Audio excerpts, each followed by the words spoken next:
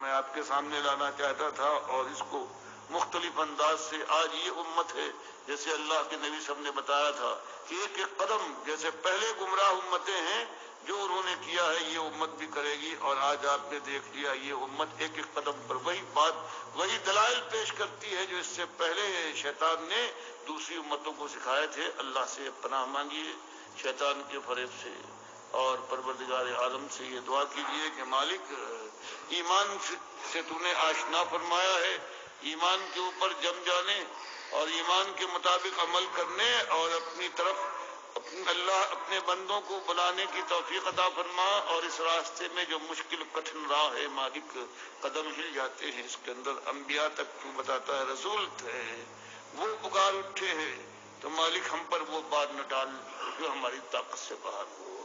جو پہلو پر تو نے ڈالا تھا ان کی بات اور مالک اگر کبھی مشکل آ جائے اور بڑی سی بڑی مشکل اگر تیری مشیت میں یہ ہے تو پروردگار ہم خوف کھاتے ہیں لیکن تجھ سے یہ دعا ہے کہ ثبت اقدامنا وانصرنا علی القوم الکافرین. تو مالک اگر یہ آزمائش تیری مشیت ہو تو مالک تو مالک ہے، ہمارے قدموں کو جما دینا اور کفار کے مقابلے میں ہم کو فتح ہو اور وہ ہم کو مغلوب نہ کر سکے.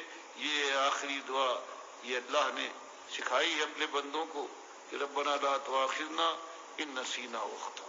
مالک ہم خطا کار ہیں، ایمان کا دعویٰ تو ہے، اللہ کی توفیق سے ایمان کو سمجھ بھی گئے ہیں لیکن اس کے بعد قدم پھسل جاتا ہے، بے راہ ہو جاتے ہیں. تو مالک ہماری خطاؤں اور ہمارے گناہوں کو معاف کر دے، ڈھانپ دے ان کو اور ہم پر وہ بات نہ ڈال جس نے پہلے بات ڈالا تھا. اور پروردگار اپنی راہ پر جمائے رکھ. اقول قولی ھذا واستغفر اللہ لی ولکم ولسائر.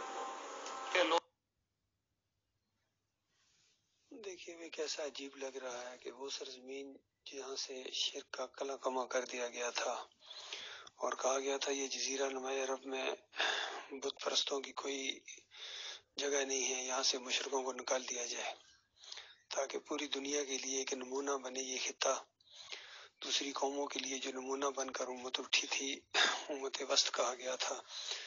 جب انہوں نے شرک کرنا شروع کر دیا، مندر بنانے شروع کر دیے، مزار بنوانے اور ان کی حفاظت شروع کر دی، تب دوسروں سے کیا گلہ کیا جائے. تو یہ بہت بڑی بات ہے. جس طرح بھی آپ نے کہا مہاراج صاحب کہ ان کا کاؤنٹ ڈاؤن شروع ہو گیا ہے، کیونکہ جہاں سے توحید کی آواز اٹھے اور وہاں سے اگر دوبارہ شرک کہا جائے یا شرک کیا جائے تو ظاہر بات ہے اللہ کا غصہ تو بڑھے گا اس قوم کے اوپر. اس سے بھی بڑی بات، اس سے بھی بری بات محمد حنیف صاحب کے حصے میں آئی ہے کہ اس جماعت کے اندر جو توحید کی بنیاد کے اوپر اٹھی تھی اور اٹھ رہی تھی اور پوری دنیا میں غلبہ اسلام کے لیے کوشش، اور ایسی جماعت جو طاغوت کے معاملے میں کمپرومائز کرنے کے لیے تیار نہیں ہے، شرک کو برداشت کرنے کے لیے تیار نہیں ہے. شرک کا نام آئے یا شرک کو دیکھیں تو ان کا خون کھول اٹھے، رونگٹے کھڑے ہو جائیں. یہ ایسے لوگ تیار ہو رہے تھے کہ اس نے ایسی طریقے سے اندر سے شیطان نے وار کیا اور طاغوت کو اٹھایا اور امیر جماعت کے اوپر آ کے اس نے حملہ کیا. اور پہلے بھی حملہ کیا تھا اس نے 1-2 دفعہ، لیکن وہ ظاہر بات ہے کوئی دوسرے لوگوں کی مداخلت سے ان کو موقع ملا، لیکن ایسا لگتا ہے کہ انہوں نے دل سے اس چیز کو قبول نہیں کیا تھا. ظاہر بات ہے مالک تو دلوں کو دیکھتا ہے، جب دلوں سے آپ گندگی کو صاف نہیں کریں گے پھر اللہ تعالیٰ کیوں آپ کو موقع دے گا.